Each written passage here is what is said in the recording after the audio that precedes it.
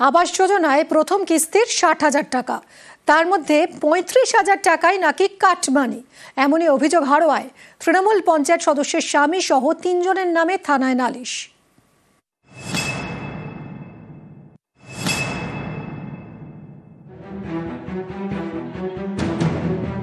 উত্তর চব্বিশ পরগনার হাড়োয়া পঞ্চায়েতের পাইকপাড়া এলাকা। আবাস যোজনায় বাড়ি তৈরির জন্য প্রথম কিস্তির ৬০,০০০ টাকা পান মমিনা বিবি। অভিযোগ, এই ৬০,০০০-এর মধ্যে ৩৫,০০০ টাকাই কাটমানি হিসেবে দিয়ে দিতে হয় তাকে। মমিনা বিবির অভিযোগের তীর স্থানীয় তৃণমূল পঞ্চায়েত সদস্যের স্বামীর দিকে। ৬০,০০০ টাকা পেয়েছি, তার থেকে ৩৫,০০০ টাকা নিয়ে এসে মেম্বার রিন্টু নিয়ে এসে তোমার মুকুল আর বাবুন, ৩ জন। পঞ্চায়েত এলাকায় বাড়ি আপনার?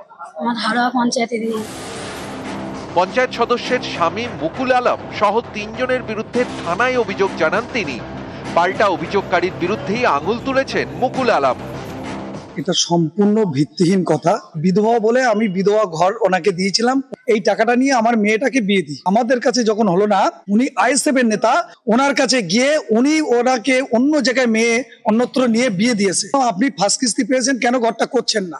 এই চাপ দেওয়াতে মিথ্যে অপবাদ দিয়েছে। গ্রামে আরো মহিলারা আছে, তাদের কাছ থেকেও এরকম টাকা নেওয়া হয়েছে। তারা ভয়ে আসে না যদি তাদেরকে মারধর করে, এবং যারা রুলিং পার্টি করে টিএমসির ভোট দেয় তাদের কাছ থেকেও কাটমানি খেতে তারা করছে না। নিউজ 18 বাংলা।